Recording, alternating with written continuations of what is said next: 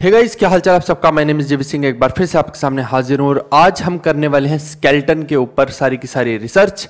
तो एक एक चीज़ देख लेंगे स्केलेटन के बारे में, क्या क्या इंपॉर्टेंट है जो एग्जाम के पॉइंट ऑफ व्यू से होता है।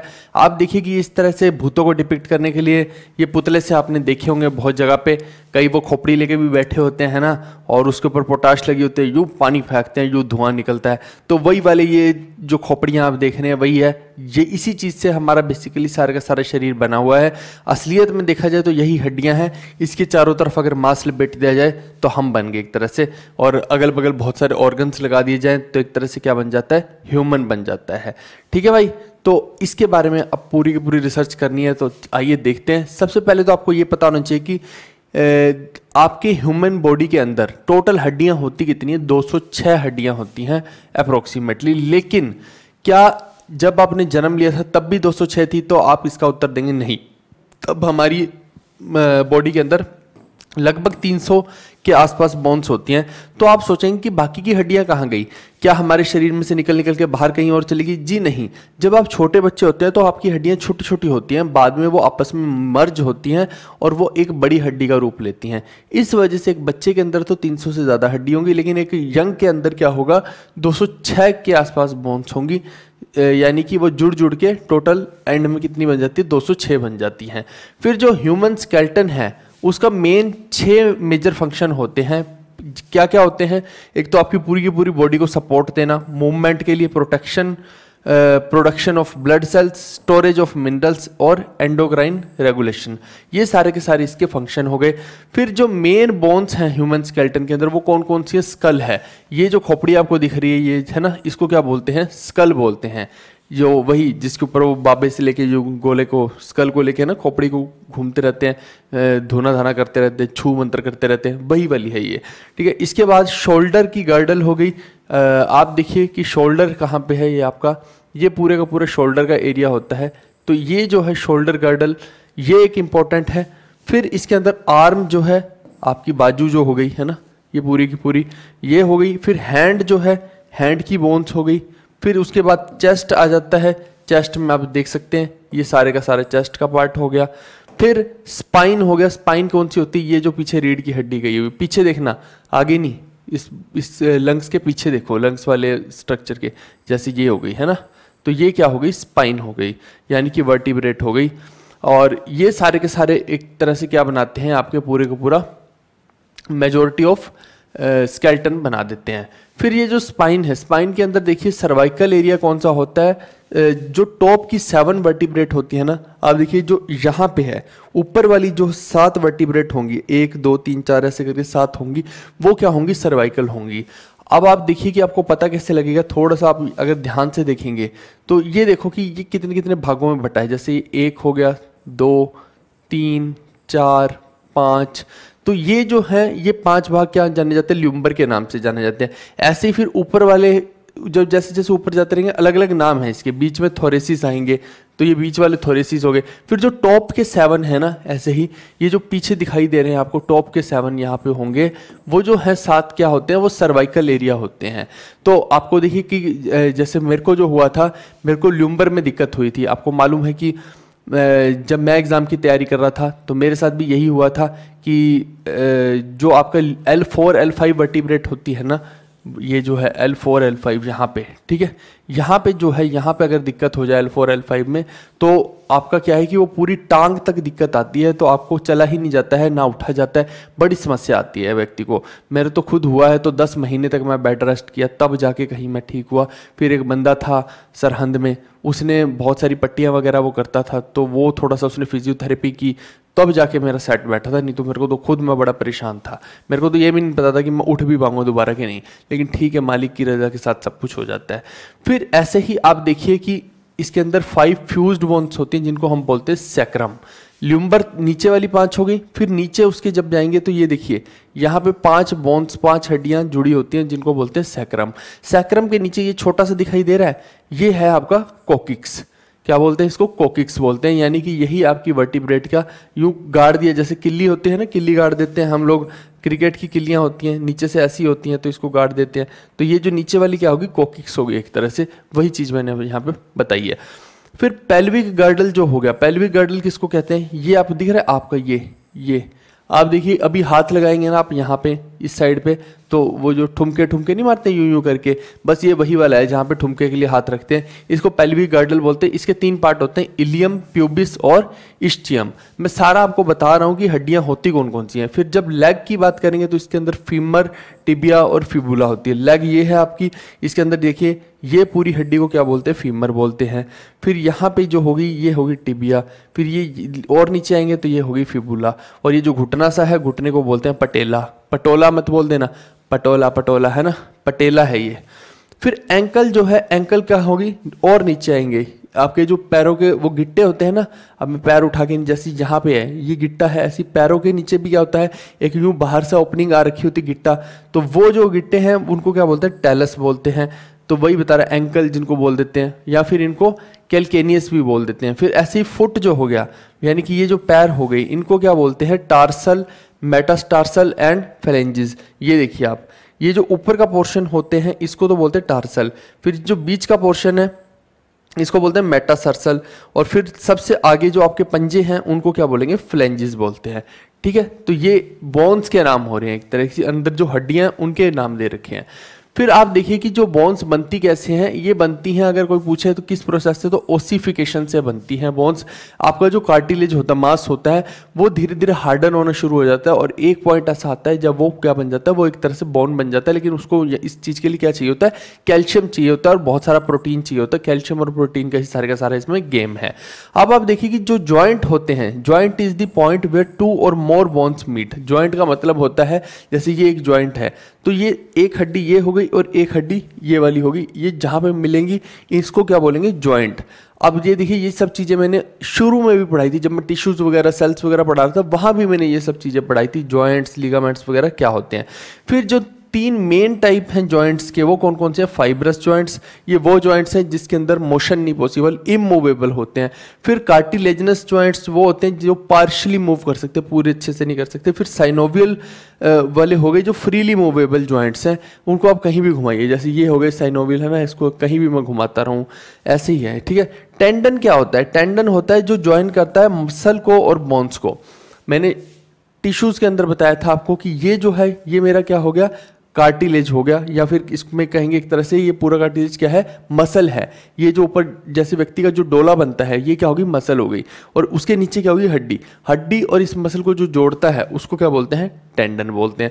फिर लिगामेंट क्या हो गया, जो आपकी एक बोन को दूसरी बोन से जोड़ता है। मैंने क्या बोलता है, इस हड्डी को इस हड्डी से जो जोड़ रहा है, ये जॉइंट जो है, बेसिकली जो जॉइंट बन रहा है, ये कौन बना रहा है, ये जॉइंट कौन जोड़ रहा है एक हड्डी को दूसरी हड्डी से, तो ये जोड़ रहा है लिगामेंट। ठीक है, ligaments are made up of yellow fibre, तो ये येलो फाइबर के बने होते हैं।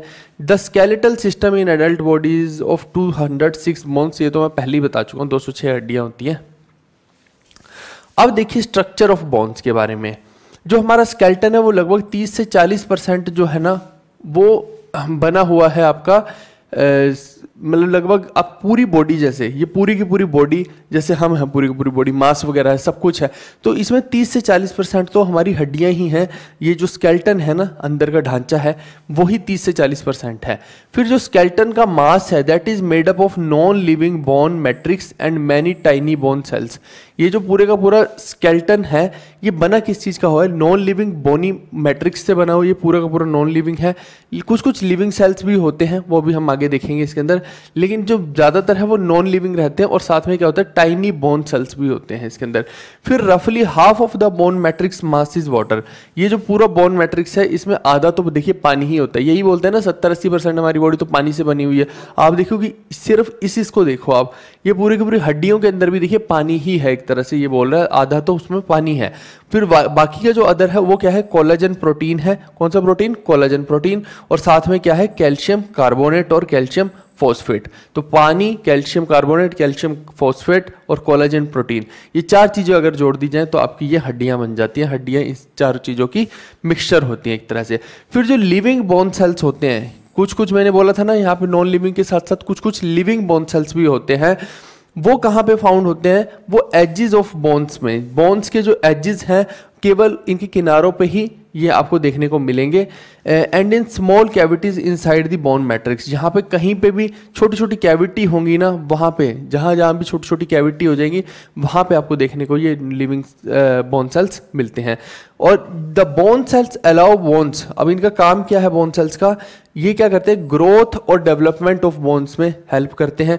फिर B repaired following an injury of the daily wear, अगर आपका रेगुलर में देखिए डेली में कोई भी वियर एंड टीयर बोन्स में हो जाता है तो ये जो बोन सेल्स हैं जाके, क्योंकि ये लिविंग फॉर्म में होते हैं, उसको रिपेयर कर देते हैं। आपने देखा होगा कि आपका जब भी आपको प्लास्टर चढ़ जाता है तो आप यूं हाथ करके घूमते रहते हैं, तो बाद में वहाँ पे आके बोन सेल्स क्या करते हैं, उसको रिपेयर कर देते हैं, वो अपने आप रिपेयर हो जाता है।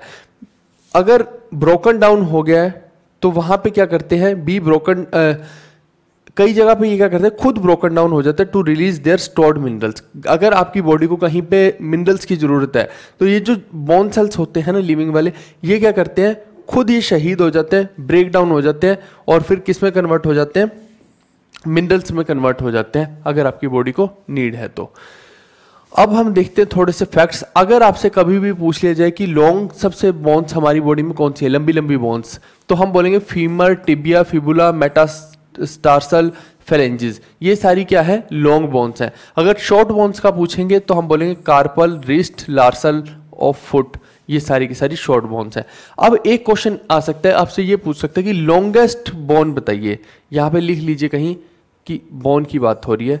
लॉन्गेस्ट बोन अगर कोई पूछ ले आपसे तो आप बोलेंगे क्या है, फीमर। अगर स्मॉलेस्ट बोन पूरी की पूरी बॉडी में पूछ ले तो आप बोलेंगे स्टेप्स। ये स्टेप्स कहाँ पे होती है, आपके कान में होती है, ईयर में होती है।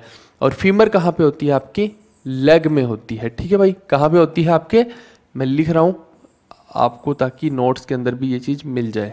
थोड़ा सा साफ लिख देता हूँ, नहीं तो आपको समस्या आएगी। लीजिए, लेग के अंदर क्या होती है, फीमर होती है। तो लॉन्गेस्ट का भी पता लग गया, शॉर्टेस्ट का भी इसके अंदर आपको पता लग गया है। फिर एक और बोन होती है इसके अंदर जिसको हम ब्यूटी बोन भी बोल देते हैं। मैं लिख देता हूं यहाँ पे, जो आपकी यहाँ पे ब्यूटी बोन या फिर कहें कि कॉलर बोन जो होती है वो कौन सी होती है आपकी, ये देखिए, ये पूरी की पूरी दिख रही है आपको, ये वाली, इसको बोलते हैं क्लेविकल। इसको क्या बोलते हैं, क्लेविकल। ये आपकी क्या हो गई, एक तरह से कॉलर बोन हो गई। और ब्यूटी बोन क्यों बोलते हैं, आप देखिए आपके शरीर में ना ये हड्डी है, आप देख लो, चाहे इस तरह से एक यूं सा बना के एक हड्डी है, आप अभी हाथ लगा के देख लीजिए, आपको दिख जाएगी। ये यूं करके आप देखिए, ऐसे है, इस तरह से है। ये एकमात्र ऐसी हड्डी है जो सबसे लॉन्गेस्ट है, ऐसे में हॉरिजॉन्टल में देखा जाए। और आप देखिए कि ये यहाँ से लेके आपका यहाँ से लेके यहाँ तक है ना। तो ये क्योंकि दिखने में, आप देखिए लड़कियाँ दिखाती हैं यूजुअली इसको, और बहुत अच्छी लगती है देखने में, तो इसको क्या इसीलिए ब्यूटी बोन भी बोल देते हैं, ताकि जब इसको ये कोई भी गर्ल दिखाती है या बॉय भी दिखाता है तो वो ब्यूटीफुल लगता है। सिंपल सी बात ये है, यूजुअली इस चीज़ को गर्ल के लिए डिनोट किया जाता है। और इसी को कॉलर बोन भी बोल देते हैं, क्यों, क्योंकि ये आपके ये जो कॉलर है, कॉलर के पास है, देखिए, इस वजह से ये पूरी की पूरी कॉलर बोन भी बोली जाती है। फिर फ्लैट बोन्स कौन सी होती हैं, फ्रंटल, पेराइटल और ओसिपिटल बोन्स को हम फ्लैट बोन्स बोलते हैं। इर्रेगुलर बोन्स कौन सी होती है, वर्टिब्रे, सैक्रम, कोकिक्स और बहुत जाइगोमेटिक लिख रखा है, स्फिनोइड लिख रखा है, ये सब आप देख लीजिएगा। फिर सीसेमोइड बोन्स कौन सी होती है, पटेला, पीसीफॉर्म जो है, ये सीसेमोइड बोन्स होगी। ऐसे ही रेड बोन मैरो जो होता है, that produces red and white blood cells in a process known as haematopoiesis. अगर आपसे पेपर में कभी पूछ लिया जाए कि हाइमेटोपोइसिस क्या होता है, तो आप बोलेंगे कि रेड बोन मैरो जो होता है ना, वो रेड और वाइट ब्लड सेल्स को बनाता है, किस प्रोसेस के थ्रू, हाइमेटोपोइसिस के थ्रू। फिर red bone marrow is found in the hollow spaces inside the bones known as medullary cavity. अब अगर आपसे ये पूछ लिया जाए कि रेड बोन मैरो कहाँ पे फाउंड होता है, कहाँ पे मिलता है आपकी बॉडी में, तो आप बोलेंगे कि जहाँ पे होलो स्पेसिस होते हैं बोन्स के अंदर जहाँ होलो स्पेसिस होते हैं वहाँ पे आपको रेड बोन मैरो देखने को मिलता है। और उन होलो स्पेसिस को क्या बोलते हैं, मेडुलरी कैविटी बोला जाता है। The amount of red bone marrow drops off at the end of the puberty replaced by yellow bone marrow is used to store energy in the form of lipids. तो ये देखिए, जो red bone marrow है, जब आप puberty achieve कर लेते हैं, है ना, लाइफ की एक अचीवमेंट है, एडोलेसेंट स्टेज होगी, प्यूबर्टी स्टेज हो गई, ये सब स्टेजेस हैं, है ना। जब आप प्यूबर्टी वाली स्टेज अटेन कर लेंगे तो क्या होगा, ये रेड बोन मैरो बिल्कुल कम हो जाएगा और ये किसके द्वारा रिप्लेस हो जाएगा, येलो बोन मैरो के द्वारा रिप्लेस हो जाता है, जो कि क्या करता है, एनर्जी को स्टोर करता है किसकी फॉर्म में, लिपिड्स की फॉर्म में एनर्जी को स्टोर करता है। कौन, yellow bone marrow. Red bone marrow खत्म होना शुरू हो जाता है और येलो बोन मैरो बनना शुरू हो जाता है। प्यूबर्टी की बात है ये, ठीक है। फिर जो बोन सेल्स हैं ऑल्सो रिलीज ओस्टियोकैल्सिन। जो आपके हड्डियां हैं, बोन सेल्स हैं, ये ओस्टियोकैल्सिन नाम का एक हार्मोन रिलीज करती हैं, जिसका काम होता है रेगुलेट करना ब्लड शुगर को और फैट डिपोजिशन को। ब्लड शुगर और फैट डिपोजिशन को रेगुलेट करने के लिए आपके बोन सेल्स जो हैं एक हार्मोन रिलीज करते हैं जिसको बोलते हैं ओस्टियोकैल्सिन। आई थिंक ये लास्ट ही स्लाइड थी, जी हाँ बिल्कुल। तो ये कंप्लीट हमने किसके बारे में देखा, स्केलेटन के बारे में देखा, ह्यूमन बॉडी के स्केलेटन के बारे में। ये जो एक्स्ट्रा इन्फॉर्मेशंस भी मैं लिखवाता हूँ इनको भी हमेशा आप मार्क कर लीजिएगा और अपने नोट्स में लिख लीजिएगा, क्योंकि अदरवाइज तो फिर बड़ी समस्या आएगी आपको। जब भी मैं पढ़ाता हूँ ना, मेरे दिमाग में कुछ ना कुछ नई चीज़ें आती रहती हैं और मैं फिर उनको यहाँ पे बोर्ड पे लिख के आपको बता देता हूँ ताकि आप उनको राइट डाउन कर पाएँ। आई होप कि आज का सेशन आप लोगों को समझ आया होगा। ऐसे ही अभी जितने भी टॉपिक्स ह्यूमन बॉडी के बच के सारे हम आगे कवर करते जाएंगे। हम मिलते हैं नेक्स्ट वीडियो में। Bye bye, take care, see you, love you all.